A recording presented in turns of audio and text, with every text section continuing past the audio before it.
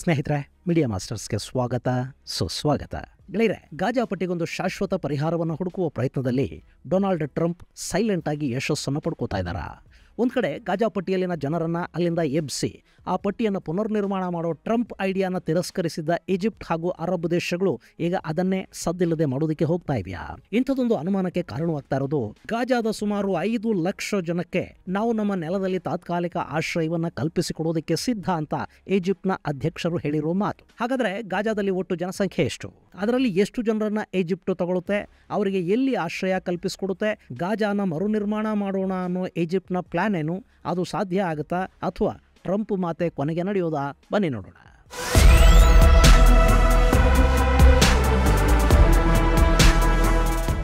Gaza ಪಟ್ಟಿಯ ಸಮಸ್ಯೆ ಸದ್ಯಕ್ಕೆ ಬಗೆಹರಿಯೋ ಥರ ಏನು ಕಾಣ್ತಾ ಇಲ್ಲ. ಅಲ್ಲಿ ಎಲ್ಲಿವರೆಗೆ ಹಮಾಸ್ ಇರುತ್ತೆ ಅಲ್ಲಿವರೆಗೆ ಗಾಜಾದ ಸಮಸ್ಯೆ ಹೀಗೆ ಮುಂದುವರಿತಾ ಹೋಗುತ್ತೆ. ನಾಳೆ ಹಮಾಸ್ ಅನ್ನೋದು ಸಂಪೂರ್ಣ ನಾಶ ಆಯಿತು ಅಂತ ಇಟ್ಕೊಳ್ಳಿ, ಆಗ ಕೂಡ ಮತ್ತೊಂದು ಉಗ್ರ ಸಂಘಟನೆ ಅಲ್ಲಿ ಹುಟ್ಕೊಳ್ಳುತ್ತೆ.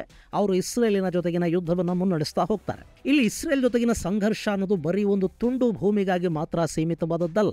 ಅಲ್ಲಿ ರಾಜ್ಯಾಧಿಕಾರದ ಜೊತೆ ಮತದ ಅಮಲು ಮತ್ತು ಮತೀಯ ದ್ವೇಷಗಳು ಕೂಡ ಈ ಸಂಘರ್ಷದಲ್ಲಿ ಪಾಲನ್ನು ಪಡ್ಕೊಳ್ಳುತ್ತವೆ. ಇದನ್ನು ಕಡಿಮೆ ಮಾಡಬೇಕು ಅಂದರೆ ಏನು ಮಾಡಬೇಕು? ಪ್ಯಾಲೆಸ್ತೀನಿಯರಿಗೆ ಒಂದಷ್ಟು ಭೂಮಿಯನ್ನು ಕೊಟ್ಟು ಅಲ್ಲಿ 2 ದೇಶಗಳನ್ನು ಸ್ಥಾಪನೆ ಮಾಡಿ ಎರಡಕ್ಕೂ ಮಾನ್ಯತೆಯನ್ನು ಕೊಟ್ಟುಬಿಟ್ರೆ ಸಂಘರ್ಷ ಅನ್ನೋದು ನಿಂತು ಹೋಗಿ ಇಸ್ರೇಲ್ ಹಾಗೂ ಪ್ಯಾಲೆಸ್ತೀನಿಯರು ಸಹೋದರರಂತೆ ಬದುಕೋದಕ್ಕೆ ಸಾಧ್ಯ ಆಗತ್ತಾ?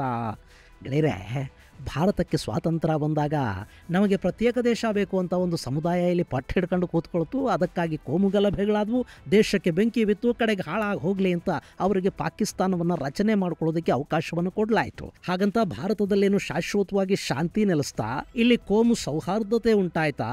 ಪಕ್ಕದಲ್ಲಿ ತಲೆ ಎತ್ತಿದ್ದ ದೇಶ ತನ್ನ ಬಯಕೆ ಈಡೇರಿದ ನಂತರ ಭಾರತದ ಜೊತೆ ಸಂಘರ್ಷವನ್ನು ಕೈ ಬಿಡ್ತಾ? ನಾನು ಆಗಾಗ ಪಾಕಿಸ್ತಾನಿ ವಿಡಿಯೋಗಳನ್ನು ನೋಡ್ತಾ ಇರ್ತೀನಿ, ಅಲ್ಲಿನ TV ಚಾನಲ್ಗಳನ್ನು ಕೂಡ ಗಮನಿಸ್ತಾ ಇರ್ತೀನಿ. ಅಲ್ಲಿನ ಜನಕ್ಕೆ ಭಾರತದ ಮೇಲೆ ಎಷ್ಟು ದ್ವೇಷ ಇದೆ ಅಂದರೆ ಅವರಿಗೆ ಭಾರತ ವಿಭಜನೆಯ ಇತಿಹಾಸ ಅದೇನು ಗೊತ್ತೇ ಇಲ್ಲ. ಆದರೂ ಭಾರತವನ್ನು ಅವರು ದ್ವೇಷ ಮಾಡ್ತಾರೆ. ಯಾಕೆಂದರೆ ಅಲ್ಲಿರೋದು ಮುಸ್ಲಿಮರಲ್ಲ, ಹೀಗಾಗಿ ನಮಗೆ ಆ ದೇಶ ಇಷ್ಟ ಆಗೋದಿಲ್ಲ ಅಂತ ಅವರು ಮುಚ್ಚು ಮರೆಯಿಲ್ಲದೆ ಬಹಿರಂಗವಾಗಿ ಹೇಳ್ಕೋತಾರೆ. ಆ ದ್ವೇಷ ಬಿತ್ತನೆ ಇದೆ ನೋಡಿ, ಅದು ಮತೀಯ ಭಾವನೆಗಳಿಂದ, ಮತೀಯ ಬೋಧನೆಗಳಿಂದ ಬರುತ್ತೆ. ನಾಳೆ ಇಸ್ರೇಲ್ನ ಪಕ್ಕದಲ್ಲಿ ಪ್ಯಾಲೆಸ್ತೀನ್ ರಚನೆ ಆದರೂ ಕೂಡ ಆಗೋದಿದ್ದೇನೆ. ಹಾಗಾದರೆ ಇದಕ್ಕೆ ಪರಿಹಾರನೇ ಇಲ್ವಾ? ಈ ನಿಟ್ಟಲ್ಲಿ ಟ್ರಂಪ್ ಒಂದು ಯೋಜನೆಯನ್ನು ರೂಪಿಸಿದರು.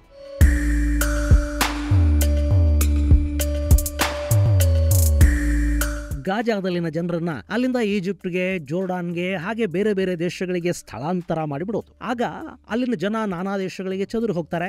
ಹಾಗೆ ಹೋದವರಲ್ಲಿ ಮತ್ತೆ ಬದುಕುಗಳನ್ನು ಕಟ್ಕೋಬೇಕಾಗತ್ತೆ. 1-2 ತಲೆಮಾರುಗಳು ಕಳೆದು ಹೋದರೆ ಅವರು ತಮ್ಮ ತಾಯಿ ನೆಲವನ್ನು ಮರೀಲೂಬಹುದು. ಅಥವಾ ಅಲ್ಲಿ ಉಗ್ರರ ಸಂಪರ್ಕದಿಂದ ದೂರ ಆದರೂ ಕೂಡ ಪ್ಯಾಲೆಸ್ತೀನ್ ಸಮಸ್ಯೆಗೊಂದು ಪರಿಹಾರ ಸಿಗಬಹುದು.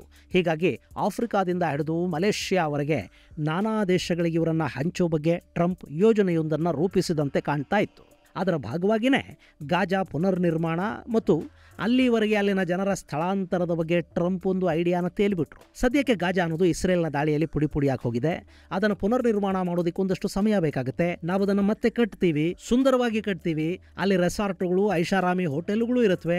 ಅದೊಂದು ಪ್ರವಾಸಿ ಸ್ಥಳವಾಗುತ್ತೆ. ಅಲ್ಲಿವರೆಗೆ ಗಾಜಾದಲ್ಲಿನ ಜನ ಅಲ್ಲಿಂದ ಹೊರಗೆ ಹೋಗಲಿ, ಈಜಿಪ್ಟ್, ಜೋರ್ಡಾನ್ ಸೇರಿದಂತೆ ಅರಬ್ ದೇಶಗಳವರಿಗೆ ಆಶ್ರಯವನ್ನು ಕಲ್ಪಿಸಿಕೊಡ್ಲಿ, ಅಥವಾ ಆಫ್ರಿಕಾದ ಜೊತೆ ಬೇಕಿದ್ರು ನಾನು ಮಾತಾಡ್ತೀನಿ ಅಂತ ಟ್ರಂಪ್ ಹೇಳಿದರು. ಆದರೆ ಈ ಐಡಿಯಾಗಲ್ಲಿ ತೀವ್ರ ವಿರೋಧ ವ್ಯಕ್ತವಾಯಿತು. ಅರಬ್ ದೇಶಗಳಿದನ್ನು ವಿರೋಧಿಸಿದ್ವು. ಈಜಿಪ್ಟ್ ಕೂಡ ಒಪ್ಪಲಿಲ್ಲ.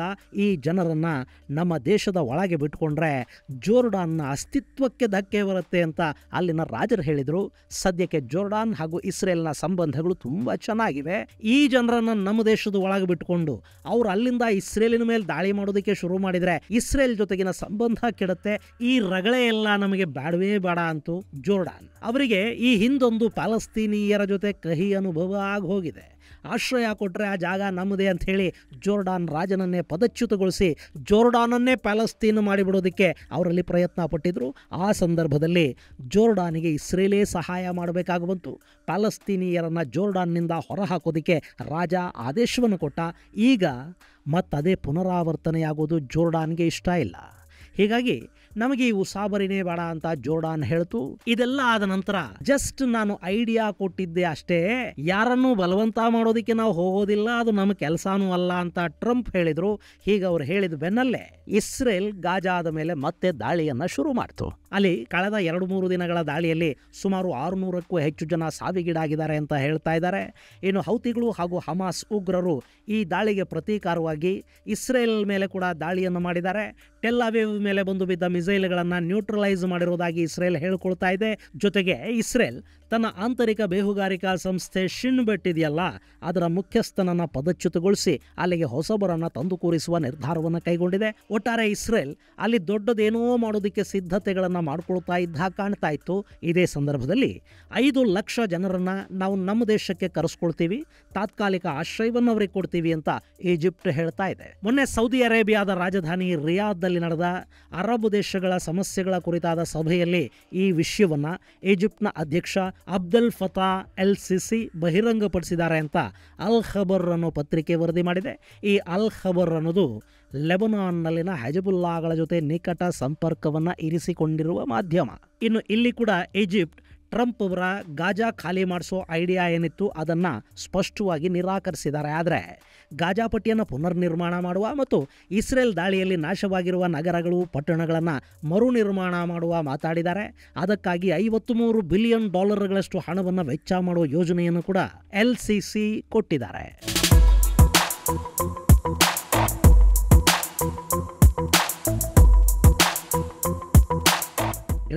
ಈ ಹಿಂದೆ ಟ್ರಂಪ್ ಕೂಡ ಇದನ್ನೇ ಹೇಳಿದ್ದಿದ್ದು, ನಾವು ಆ ನಗರವನ್ನು ಮರು ನಿರ್ಮಾಣ ಮಾಡ್ತೀವಿ, ಅದು ಆಗೋವರೆಗೆ ಗಾಜಾ ಜನರನ್ನು ಅಲ್ಲಿಂದ ಹೊರಗೆ ಕಳುಹಿಸಬೇಕಾಗತ್ತೆ ಅಂತ.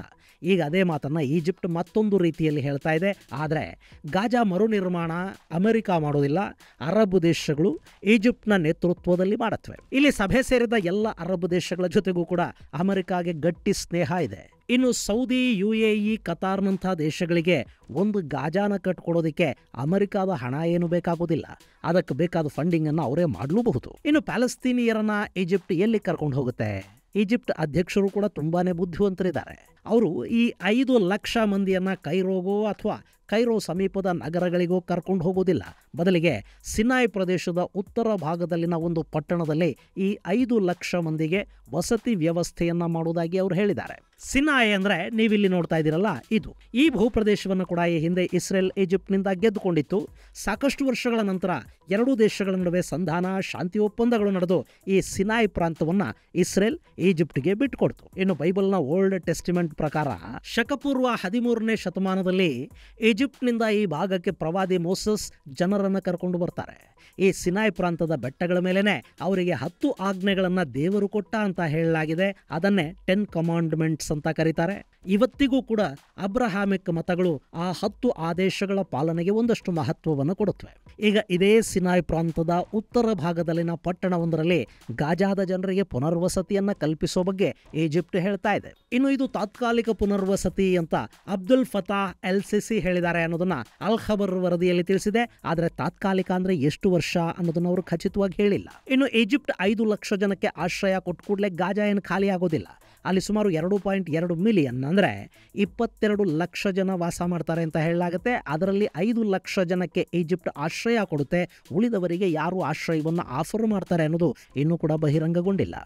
ಜೋರ್ಡಾನ್ ಕೂಡ ಈಗಾಗಲೇ ಸುಮಾರು 2,000 ಗಾಯಾಳುಗಳನ್ನು, ಮಕ್ಕಳನ್ನು ತನ್ನ ದೇಶದಲ್ಲಿ ಇಟ್ಕೊಂಡು ಸಾಕ್ತಾ ಇದೆ. ಮುಂದಿನ ದಿನಗಳಲ್ಲಿ ಇವರ ಸಂಖ್ಯೆಯಲ್ಲಿ ಮತ್ತಷ್ಟು ಹೆಚ್ಚಾಗಲೂಬಹುದು. ಇನ್ನು ಮತ್ತೊಂದು ಕಡೆ ಇಸ್ರೇಲ್ ಗಾಜಾ ಮೇಲಿನ ವಾಯುದಾಳಿಯ ಜೊತೆಗೆ ಭೂಪ್ರದೇಶದ ಮೂಲಕ ಕೂಡ ದಾಳಿಯನ್ನು ತೀವ್ರಗೊಳಿಸ್ತಾ ಇದೆ.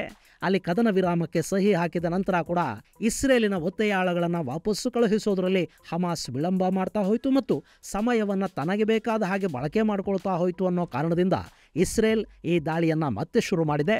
ಜೊತೆಗೆ ಗಾಜಾಗೆ ಹೋಗ್ತಾ ಇದ್ದ ಎಲ್ಲ ಪರಿಹಾರ ಸಾಮಗ್ರಿಗಳಿಗೂ ಇಸ್ರೇಲ್ ತಡೆಯನ್ನೊಡ್ಡುತ್ತಾ ಇದೆ. ಹಾಗೆ ಇಸ್ರೇಲಿನ ಜನ ಕೂಡ ಇನ್ನುಳಿದ 59 ಮಂದಿ ಒತ್ತೆಯಾಳುಗಳ ಸುರಕ್ಷಿತ ಬಿಡುಗಡೆಗಾಗಿ ಇಸ್ರೇಲಲ್ಲಿ ಪ್ರದರ್ಶನಗಳನ್ನು ಮಾಡ್ತಾ ಇದ್ದಾರೆ. ಈ ಮಧ್ಯೆ ಶಿನ್ ಬೆಟ್ನ ಮುಖ್ಯಸ್ಥರನ್ನ ಪದಚ್ಯುತಗೊಳಿಸಲಾಗಿದೆ. ಅವರು ತುಂಬಾ ಮೃದು ಸ್ವಭಾವದವರಾಗಿದ್ರು. ಇವತ್ತು ಇಸ್ರೇಲ್ ಮಾಡಬೇಕಾದ ಕಾರ್ಯಾಚರಣೆಗಳಿಗೆ ಅಷ್ಟೊಂದು ಮೃದು ಸ್ವಭಾವ ಒಳ್ಳೆಯದಲ್ಲ. ಹೀಗಾಗಿ ಅವರನ್ನ ಆ ಸ್ಥಾನದಿಂದ ತೆಗೆದು ಬೇರೆಯವರನ್ನ ಅಲ್ಲಿಗೆ ಕರ್ಕೊಂಡು ಬರ್ತೀವಿ ಅಂತ ಇಸ್ರೇಲಿನ ಪ್ರಧಾನಿ ಬೆಂಜಮಿನ್ ನೆತನ್ಯಾಹು ಹೇಳಿದ್ದಾರೆ. ಇದೆಲ್ಲವನ್ನ ನೋಡ್ತಾ ಇದ್ರೆ ಇಸ್ರೇಲಿನ ದಾಳಿಗಳು ಹಾಗೂ ಕಾರ್ಯಾಚರಣೆಗಳು ಗಾಜಾದಲ್ಲಿ ಮತ್ತಷ್ಟು ಹೆಚ್ಚುವ ಲಕ್ಷಣಗಳಲ್ಲಿ ಕಾಣ್ತಾ ಇವೆ. ಇನ್ನು ಇಲ್ಲಿ ಟ್ರಂಪ್ ಅಜೆಂಡಾ ಕೂಡ ಸೈಲೆಂಟ್ ಆಗಿ ಕೆಲಸ ಮಾಡೋದಕ್ಕೆ ಶುರು ಮಾಡಿದ್ಯಾ? ಇಲ್ಲ ಅಂತ ಹೇಳೋದಕ್ಕಂತೂ ಆಗೋದಿಲ್ಲ. ಯಾಕೆಂದ್ರೆ ಟ್ರಂಪ್ ಮುಂದಿನ ಗುರಿ ಮಧ್ಯಪ್ರಾಚ್ಯದ ಮೂಲಕ ವ್ಯಾಪಾರವನ್ನು ಹೆಚ್ಚು ಮಾಡಿ ಲಾಭ ಮಾಡಿಕೊಳ್ಳೋದು. ಅದಕ್ಕವರು ಇರಾನನ್ನು ಮಟ್ಟ ಹಾಕಬೇಕಾಗತ್ತೆ, ಸುನ್ನಿ ದೇಶಗಳ ವಿಶ್ವಾಸವನ್ನು ಗಳಿಸಬೇಕಾಗತ್ತೆ. ಅಲ್ಲಿನ ಸೌದಿ ಅರೇಬಿಯಾ ಹಾಗೂ ಇನ್ನಿತರ ದೇಶಗಳಿಗೂ ಕೂಡ ಇರಾನ್ ಮತ್ತು ಅದರ ಪ್ರಾಕ್ಸಿಗಳ ಕಾಟದಿಂದ ಮುಕ್ತಿ ಬೇಕಾಗಿದೆ. ಅವರಿಗೂ ವ್ಯಾಪಾರ ಮತ್ತು ಲಾಭಗಳೇ ಬೇಕಾಗಿವೆ. ಹೀಗಾಗಿ ಟ್ರಂಪ್ ಅವಧಿಯಲ್ಲಿ ಗಾಜಾಗೊಂದು ವಿಶೇಷ ಪರಿಹಾರ ಏನಾದರೂ ಸಿಕ್ಕಿಬಿಡುತ್ತಾ ಅನ್ನೋದನ್ನು ಕಾದು ನೋಡಬೇಕು. ಇದು ಗೆಳೆಯರೆ ಮಧ್ಯಪ್ರಾಚ್ಯಕ್ಕೆ ಸಂಬಂಧಪಟ್ಟ ಒಂದಷ್ಟು ಅಪ್ಡೇಟ್ಸ್. ಮುಂದಿನ ಸಂಚಿಕೆಯಲ್ಲಿ ಮತ್ತಷ್ಟು ವಿಶೇಷಗಳ ಜೊತೆ ಮತ್ತೆ ಭೇಟಿಯಾಗೋಣ. ಅಲ್ಲಿವರೆಗೆ ಜೈ ಹಿಂದ್, ಜೈ ಕರ್ನಾಟಕ.